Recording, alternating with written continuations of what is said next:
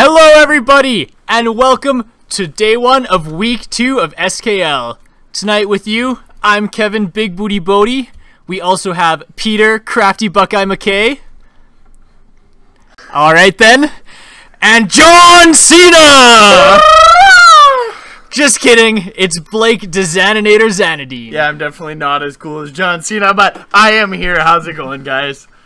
It's going well, thanks. I wasn't asking you, but oh man, we're already in picks and bans. Oh my goodness, they're flying. So we got the Oriana band coming out. Doom Titty's Fat Kid has played that besides the Yasuo and Cassiopeia, so not a bad band. Fiora, dumb champion, super broken. So that's just maybe personal preference coming through, but very strong, good band. Next we have the Gangplank band coming out for Just Us Guys, also a very strong champion in this meta. I know Crafty Buckeye has been playing that a lot lately in that solo queue. It's been pretty fun. It's a pretty strong champion, but I'm glad to see they took it away. Great analysis, Crafty. Skarner being banned away. I don't think we've seen Odin play it at all. But, I mean, overall, these juggernauts are pretty broken. So, I don't think Skarner's ban-worthy anymore, though, even with those hotfixes. But the Annie ban coming out, we have seen Doom Teddy's Fat Kid playing that a little bit. In the mid lane. Maybe not in SKL, but doing their homework. That's what I like to see. Also could be, it's a good support ban as well, as Annie is always a strong support. That's true, I guess. A lot of initiation here, but this last ban, taking a bit of time here. Drazman thinking it through with his team. Yeah, well. Winding down 5 seconds. I'm curious what they will ban. Let's see. Ooh, the Darius. That's fair. If you saw our top 5 plays from week 1, you saw a pretty disgusting Darius outplay coming in at number 2 for a 1v2. And first pick for Just Us Guys, we have Garrett. And we've actually seen Talon the 9th playing that a decent amount in the qualifiers. I don't think he played it last week. He did. He played it into Fiora, actually.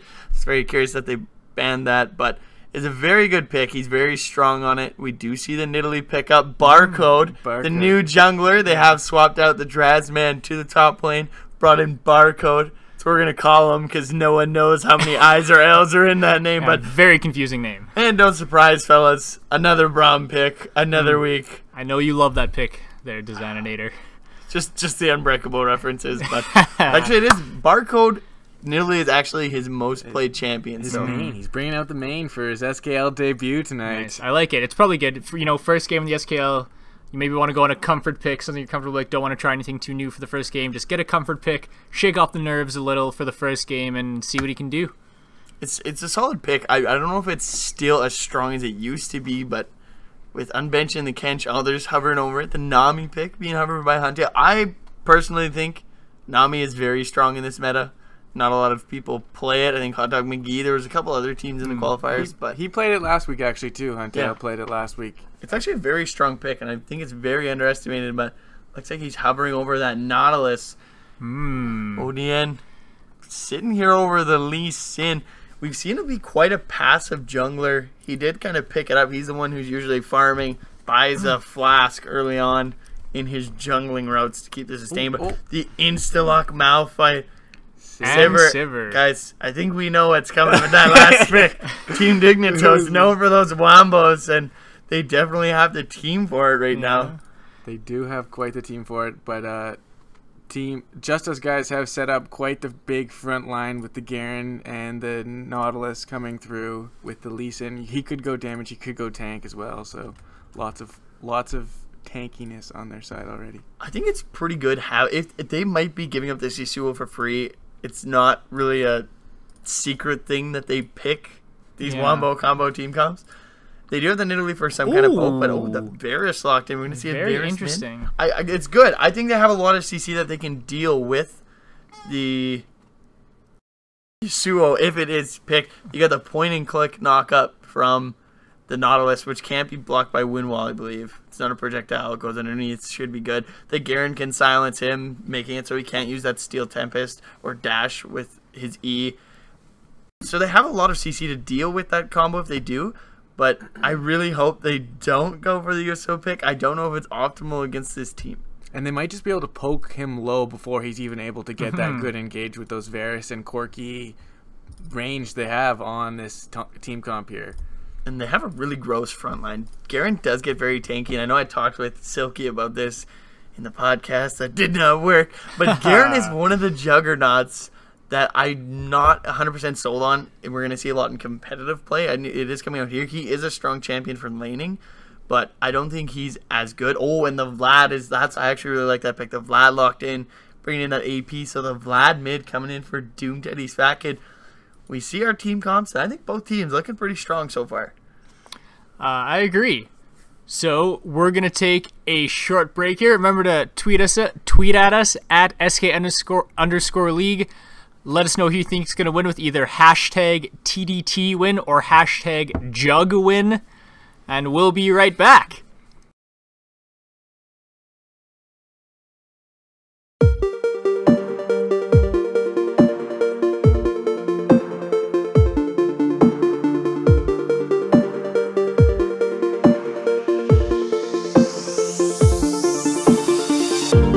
Time is fleeting, you say.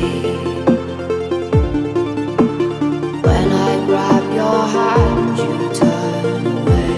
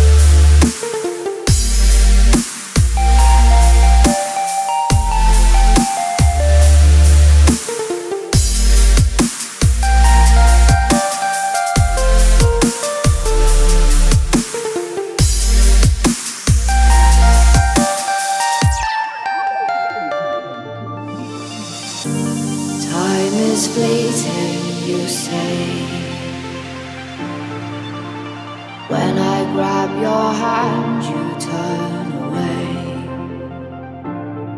We chased after the sun and the fading light of day. We watched the broken shores slip away.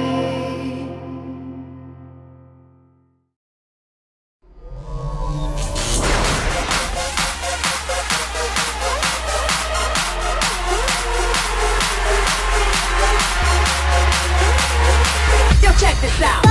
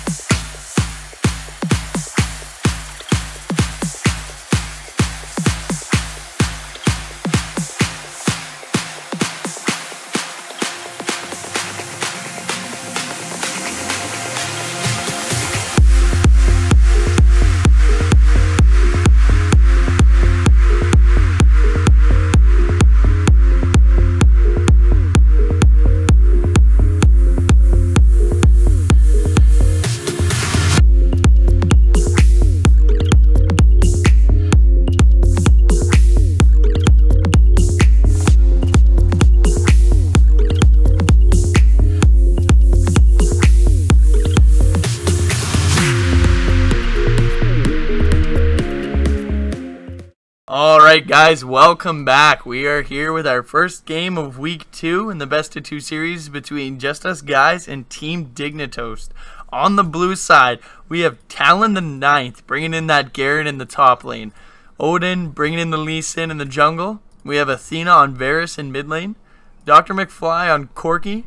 And we have Huntail bringing in the Astro Nautilus on support. And Team Dignitoast on the red side, we got Malphite, played by the Drazman, and Barcode making his SKL debut, playing that Headhunter Nidalee. Doom Teddy's Fat Kid, playing the Blood Lord Vladimir. Funky Blue Dream and Riles playing Sivir Braum bot lane. Should be a pretty good matchup so far. I'm definitely going to be keeping my eye on that bot lane. We did see Team Dignitoast play Thunderducks last week. Funky Blue Dream and Riles actually won bot lane both games very consistently, and with Thunderducks being a top end team so far not to drop a game, I feel like that's going to be a really big strength for Team Dignitoast. Yeah, and we'll be looking for both these teams last week. Just Us Guys and Team Dignitoast went 0-2 in their series, so both teams here looking to get that first win out of the way. It's going to be big to see whichever team can get that first win, maybe a big confidence boost, I think. This will be definitely a very even series. I think both teams doing pretty good, trying to find their styles. I know that Just Us Guys playing a different style every game so far, changing up those team comps a little bit. And we do see an early invade. They are spotted out sitting on top of a ward, so it shouldn't be too much. Ooh, the spear lands. So they have been spotted. Barcode hucking spears, but they have their jungle completely warded. Just going to keep throwing spears in there. But a good try for the invade. It is very strong. If you start Q with the Nautilus, you have the hook to pull them in. Your passive does snare them on spot. Follow up with other kind of damage coming in. There's a lot of burst from Dr. McFly and Athena, as well as Talon, if you get that silence with Decisive Strike. But smart vision, keeping them safe. I'm interested to see, like, this is probably our first real poke comp we've seen in SKL, with Varus and Corki being two main poke champions. I like the try to maybe pull out a different comp here, get their first win in SKL. I'm interested to see the fact that this also the Vlad Varus matchup could be very key here. And we do appear to have a pause here, so we'll try to get that figured out here as we're looking like we're having a bit of maybe a bit of lag issues. We'll get it figured out as quick as possible. I gotta say though, we haven't seen much Varus yet this season. No. He was a very big favored pick, but picks like Braum negate a lot of these poke comps, so I think it was a very good pickup to pick up that Braum early. And I'm very curious why just this guys would pick a poke comp into Braum. That Unbreakable Shield really negates a lot of the damage going through. I think sometimes teams in their pick and ban phase, maybe in prep leading up to their games, they get set on a comp like, we want to play this comp or we want to play this champ, you know? And sometimes they just get too set in that mindset where of what they want to play, and they're going into the game, they're going to play that no matter what, whereas usually it's smarter to, you know, counter pick or respond to what the enemy team is doing, stuff like that. But like when they saw Dignitoast picked Braum in the first rotation, so maybe when they saw that, could have tried to change up their strategy a little, but maybe they've been practicing this and they really want to show it off. Malphite should scale pretty well against this comp though. All AD, considering he scales off that armor, should be pretty strong in the late game if they can get there. Yeah, Corki bringing in a little bit of magic damage. He does do split, but I'm never sold that is enough magic damage to have on your team. You usually at least want another AP threat. Corki's really good at kind of balancing it in the team when you need a little AP. So the Corki pick I agree with going forward, because you are right, the AD is going to be a big problem with that Malphite. But Doom Teddy's Fat Kid picking the Vladimir, we are back into the game here. Woo! Comfort pick for him, for sure. I honestly, the way they set up, I was expecting a Yasuo, but good for them. I'm glad that they're trying to shy away a bit from those Wombo combos. It was successful in qualifiers, but I feel like these top-end teams, it's going to be a lot harder for them to continually just pull out the same comp and expect victories. We do see a Gromp start here by Dignitoast. I don't believe Varus got the steal there. It's attempted steal there by Athena, but I don't think he got it. Just missed it. That was very close, so yeah. Sniping it out with that piercing arrow. Not close enough, though. But I think we have Krug start here by the bot lane of Justice Guys. Doing it very well. They did take the camp successfully as Lee Sin starts on the top side. Going with Gromp as well. The double Gromp start, Bodhi. You got to be happy with that. Yeah, you know I'm always happy to see a Gromp start. If it's a double Gromp start, I mean, my day is made. My day is made already. They did hit level 2 pretty quickly already as they're looking to go in on this. Damage going down onto Rouse. The dredge line does land from Nullis, but the concussive blows stacks are landing, and he does get stunned. And Funky Blue Dream will just run away. That's a very scary lane to hit level 2. Corki has a lot of burst. I don't think he must have grabbed Valkyrie instead of Gatling Gun, because I think he would have been able to pop the kill there. He didn't use any summoners though; those are still available. But Nautilus has so much utility and CC in his kit, and he can take a beating. I think a lot of people disrespect the amount of damage that can come from a Nautilus early game. So hopefully we'll see Team Dignitoast be a lot more respective towards that Nautilus thing.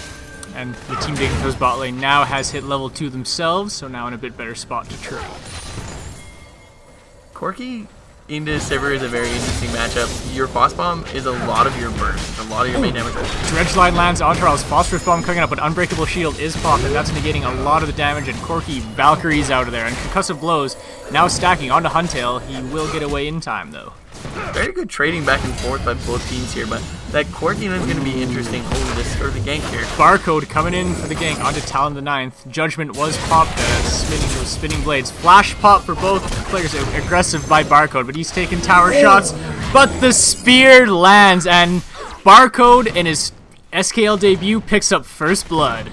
The fadeaway spear. Woo! Looking like Dirk Nowitzki out there. That was very nice. He waited for that. It was actually very well played, too. He did have the mark.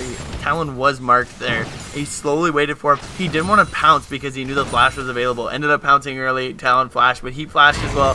Picking up that first blood. Doing a lot of work here. Like I was saying in the bot lane, the Corki Shiver matchup, he's going to be able to just funnel the mana back into Funky Blue Dream with that Spell Shield. Phosphorus Bomb is a very easy ability to just kind of walk up. Oh, Spell Shield it.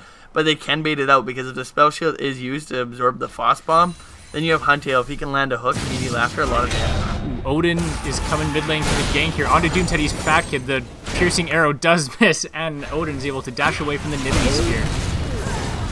Very curious what we're going to see Odin build. He usually...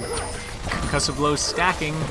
Huntail stun, but guess what? A lot of trading going on in this bot lane. I actually like it. Very action-packed, as we do see Barcode making his way down here. Ooh, the spear may have landed there, but the trading seems to be just mainly on the supports, though. They're not really focusing the AD carries, which in the end isn't as big of a deal as if they were focusing Funky Blue Dream or Dr. McFly in this lane. But yeah, I think Huntail has had concussive blows. The stacks popped on him 3 times now. And the Drazman might be caught in a bad spot here. His Judgment comes out from Talon the Knight. Odin is there as well. Got going down to about half health here. Does have Flash available. And looks like they will not be able to complete the game. Putting down a lot of damage. Red buff doing a bit of work, just falling off now. But the Malphite is so hard to kill. You have 2 ADs trying to take down this huge tank. He doesn't have much stats build, but once he gets that armor going, I don't think they're going to be able to do much. I really expect these junglers to really try and focus the mid and bot lane. That's top lane just going to be another wet noodle fight, as I love to say. Oh, we have another pause here, which we will try to get figured out. And I don't know if the top lane is going to be as big a wet noodle fight as some of the other ones. I know you love Maokai Malphite is the classic wet noodle fight for you, but I think that Garen can get up there in the damage as well. Especially if you become the villain with that passive doing the true damage, then he's going to start doing some real damage, and that's not a wet noodle he's hitting you with. But that's the really weird thing to me about that lane is it really depends who the villain is, because if your lane opponent is the villain, you have a huge advantage. You're doing true damage with your ulti, and I believe your Judgment, your spin also applies a bit of true damage while you're hitting them. It's a lot of damage. It's very overwhelming. There's really nothing you can do about it. Oh, you're named villain. What are you going to do? Give up a free kill just so you're not villain anymore? Like maybe. It puts you. But Malphite's going to build straight armor, so as long as he doesn't become the villain, I definitely have to give the edge to him in this lane. But as far as mid lane goes, Vladimir is going to be a little weaker. I'm sure that Varus is going to be able to poke him out. His E actually does negate healing within the area you sit, so it's going to affect Vlad. But once he hits level 9, that's kind of his power spike. You have the max level transfusion, and you're going to be able to sustain yourself for a lot. I really hope to see him only go with the Hextech Revolver and not upgrade to a Woda. A lot of people will rush Will of the Ancients right off the bat. But the way it works is your Hextech Revolver just gives flat spell vamp, and your Will of the Ancients gives percentage damage you do healed back. So unless you really have the AP, you're not getting the effectiveness out of the item. So it's really important to try and just build the Hextech Revolver, get a couple AP items, and then build into Will of the Ancients. It's not exactly cost effective, but it's definitely worth the stats. I'll have to see if he does go into that. He has been actually keeping up fairly well in CS. They're tied at this point, so without backing, Boots Pots coming in very handy for Vladimir. I gotta say, he must be playing that matchup pretty well, because I can't see it being much in favor, as Athena has a ton of poke. Hey! But we are back. We're back! I gotta say, the Odin has been playing very aggressive, which is I like to see. I know me and Sophie touched on this last week. Ooh. He's just known for kind of AFK farming a lot, and he always picks up Flask. Every game he's gone back and picked up Flask. Now that he's on Lee Sin, who does not use mana, very curious what he's going to go back and buy, because there's no point in buying Flask if you don't have mana to make it useful. Maybe he'll do it anyways, just out of habit. Could be. You know, it still gives health, I guess, but Barcode sneaking in the back bush. He's looking for another kill. He's bloodthirsty in his premiere of the SKL. Yeah, Barcode showing really no nerves at all, which is great coming into the first game. Maybe I think they've been playing a lot of, I think we saw looking at their solo queue history, they've been playing some games together. The team, so they've definitely been practicing. It's not like this is their first competitive game ever together. And it's got to be really nice getting your most comfort pick in jungle on your first game. Definitely going to help your confidence. Oh. There was an attempted gank there in the mid lane, and Odin very low here, but he will not go down. Emo flag not. Oh, but Doom Teddy's back in with the flash out at the perfect time, and I think he will get away here. Great time flash for Doom Teddy's. And we do see Huntail now, the concussive blow stack stun coming again, and he's very low and forced to flash out. Was he trying to go B in the middle of the lane there? That Athena kind of got him up. I think he popped Ghost and he was standing there. Thumbs down, yeah. And then he must have flashed last time. It was a good flash. He barely got out of there. He probably would have died, but it was he did very good. He almost got the kill in the 2v1, but not really sure what he was doing in lane. But bot lane, once again, Yeah, Funky Blue Dream and Riles finally starting to take that lead, putting out a lot of damage as they are up 12 CS here, forcing the rest of the enemy, or the enemy opponents back here. He should have a healthy lead. Corky probably going to go back and pick up Phage. He will hit his power spike earlier once you get that Triforce and Sork boots. Corky starts dealing a ton of damage. It takes a little longer for Sivir to get going, so this early advantage is definitely helpful for him. And now Athena and Odin, they're both in the bot lane, and Rao's forced to flash, but very low, and he will go down with Athena picking up the kill onto Varus. But Funky Blue Dream will get out. Unable to save his support there, tried to get the stuns the best he could, but a lot of CC and poke coming through for Justice guys, and they pick up their first kill. Funky Blue Dream should probably just sacrifice the thing, but Athena trying to chase him down with the piercing arrow to no avail. But they're letting Doom Teddy's fat kid just freely push the mid lane here. And it looks like he's going for an early Zhonya's as he has that needlessly large rod in the cloth armor. Not really worried about sustain as much, I guess, and really wanting that damage and teamfight effectiveness. I like the fact that this Dignitoast bot lane, which was probably their bright spot in some of their last games, they got on the very strong Braum, and they got on Funky Blue Dream's Comfort Champion, which is also pretty strong against this kind of poke comp too, with being able to use the spell shield against some of these abilities that can poke you down quite a bit and just give mana back against the Corki. I feel like it's basically just replenishing that mana bar. They seem to be punishing this other bot lane. And On the Hunt's going to be very important as we go forward with having all this engage. Against a poke comp, you really need something that can engage. You can't just let them poke you down forever. So I do like that they can pop On the Hunt. They have the Glacial Fissure, they have Unstoppable Force coming up from Malphite. A lot of ways to engage. As you see, the Judge line did land onto Rouse there, but the Unbreakable Shield comes out. Corky's getting, and Glacial Fissure comes out as well. Dr. McFly forced to flash. Knocks up Rouse, but Dr. McFly will go down with Funky Blue Dream, picking up the kills. And now Barcode is there to help clean up on Huntail. And it looks like he will go down here with Barcode picking up the kill. Riles barely making it out with his life there. That was really well played by both supports. Riles actually catching Dr. McFly mid-Valkyrie with the Glacial Fissure. Yeah. And then Huntail uses his ulti on Riles. That way it knocks up both Funky Blue Dream and Riles. Goes through them.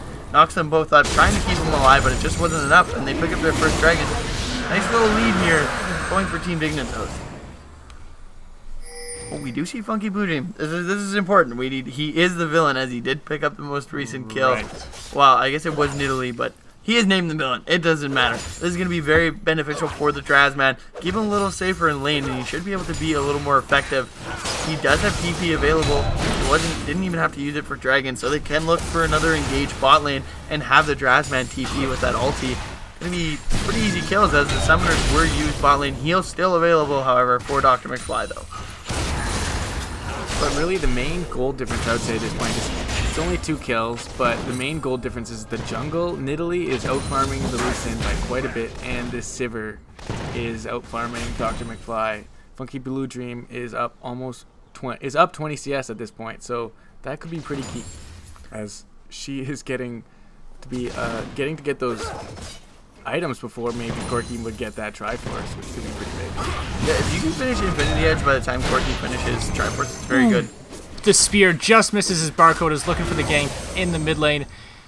Oof, unsuccessful. If that first spear would have landed, that could have been more successful. He did have both summoners available. Varus is a little hard to catch, but they would have been able to get a lot of damage out here. Dredge line lands onto Riles. Unbreakable Shield comes out, and they'll just back off. Ooh, stop the ports. Barcode actually very low here, and forced to flash, kicked under tower, but Doom Teddy's Fat Kid is there. The spear just misses onto Odin, and Doom Teddy's Fat Kid picks up the kill onto Odin, really turning that around. Dredge line lands again onto Riles from the brush.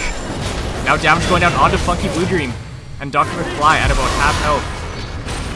Looks like no kills picked up here for the bot lane. Oh, maybe.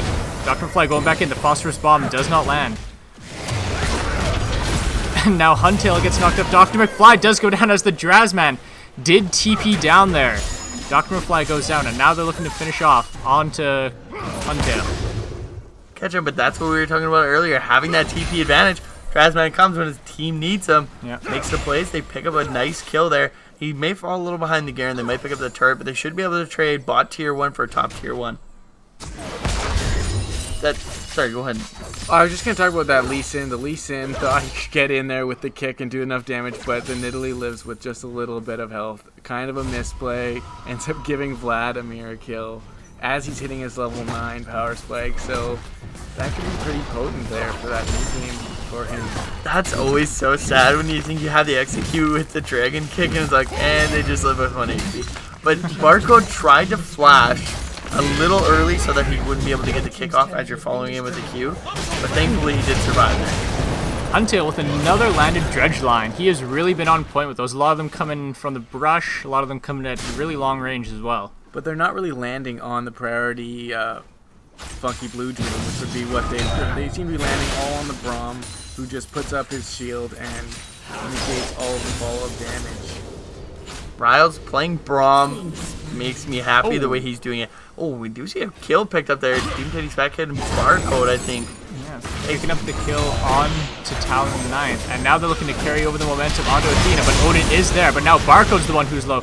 Doom Teddy's Fatkin does what he can as they're trading here in the mid lane. Now Lily's just throwing spears, and Doom Teddy's Fatkin picks up the kill onto Athena. Now Odin will be up next, but he gets the kill onto Doom Teddy's Fatkin and the double onto Nidalee. The outplay there for Odin. But Braum comes in, the dodge with the flash, but Huntail is there to help his buddy get away.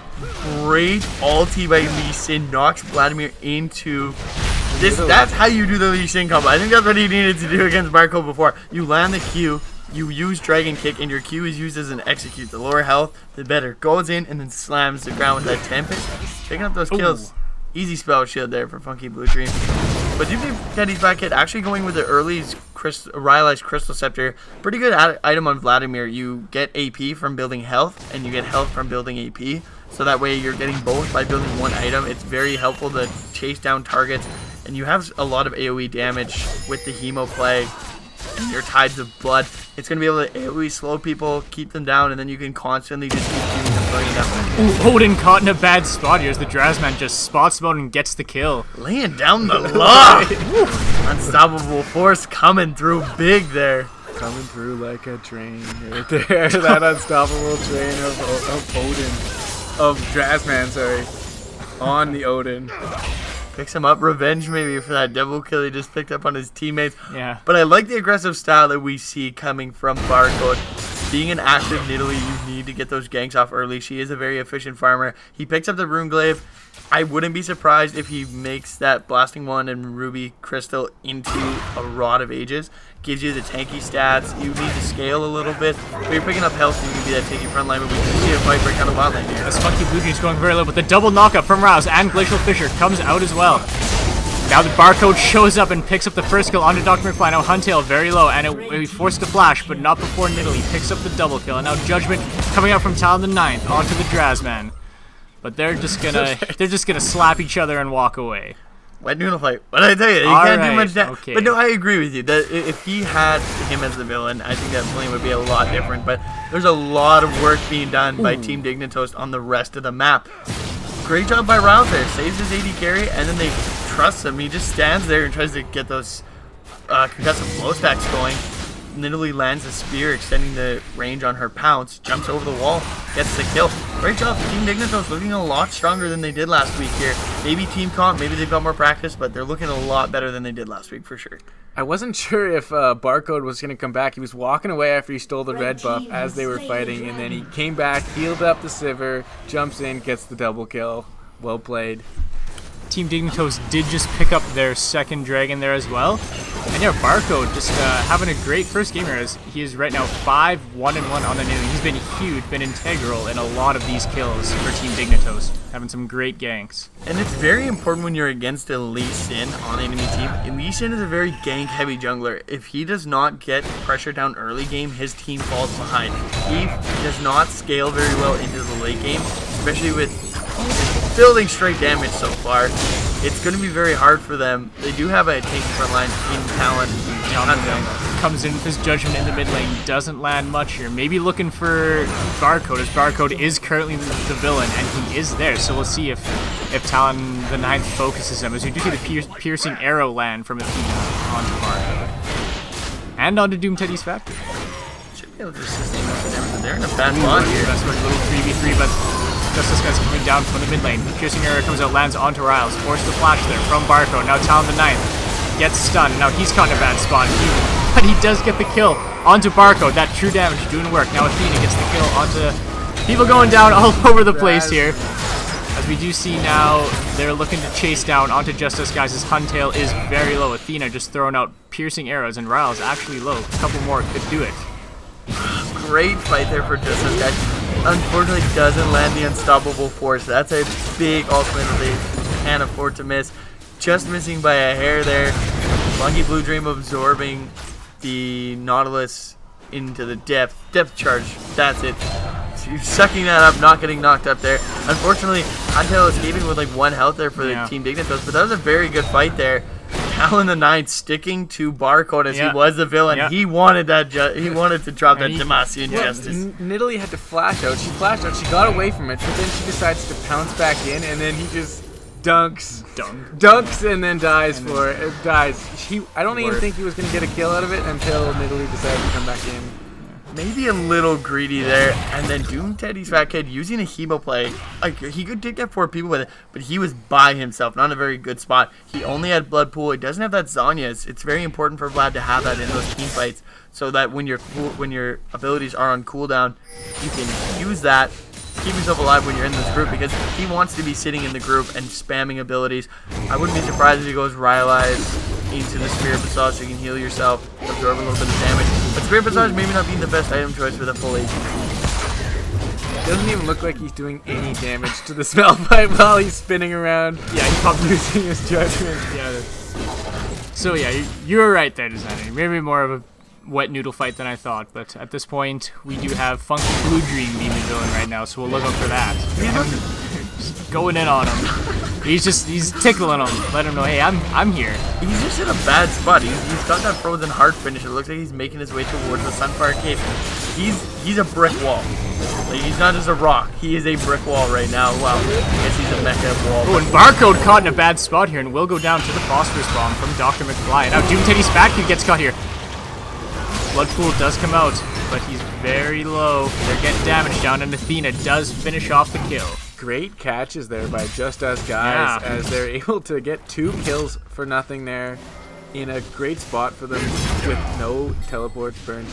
Sword of the Occult is pushed up. Poor the bear.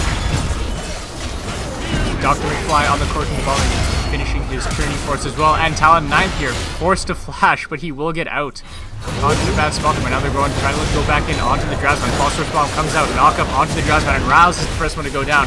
Quickly followed by the Drasman. Now the Dredge line lands onto Funky Blue Dream. He is the villain right now, so hopefully he's got to watch out for Talon the 9th, but Dr. McFly picks up the kill anyways. Barcode is there. He could pick up the kill onto Huntail as he's very low. Just land a spear. Looks like he will not be able to get it. Piercing arrow does land on him. Those arrows are hurting at this point, and it's not like the Braum shield is up as much as those arrows can be, so he's not going to be able to block all of the poke dished out by his ass. Dr. McFly, Valkyrie in on the Nidalee.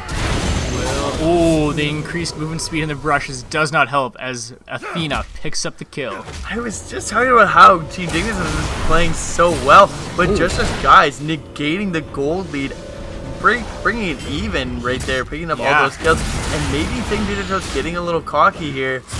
They need to regroup, be as 5. They got picked off there one by one, and that was really leading to them letting Justice Guys back into the game with Dragon coming up in 55 seconds. We'll have to see if they think they can still contest after a couple bad catches there. I think they just really need to pull themselves back together and get that Malphite Vladimir combo. Vladimir drops the Hemo Plague, increases the damage onto those targets by 20%.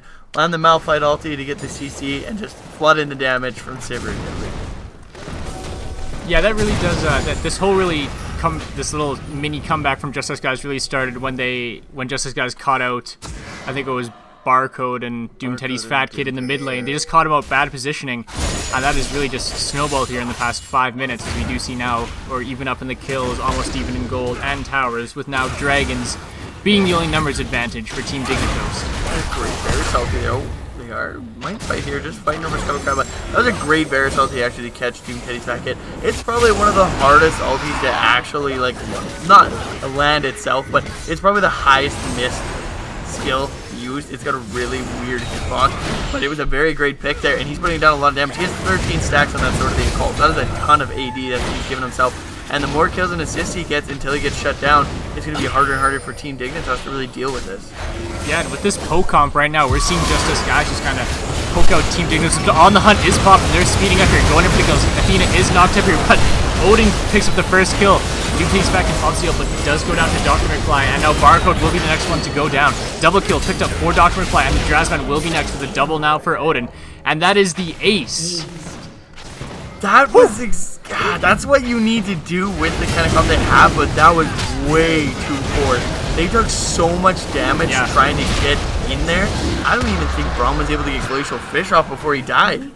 The whole time they're running at them, Athena's just shooting those piercing arrows at them, chunking them lower as they're all just running in a straight line, just able to hit multiple targets at once.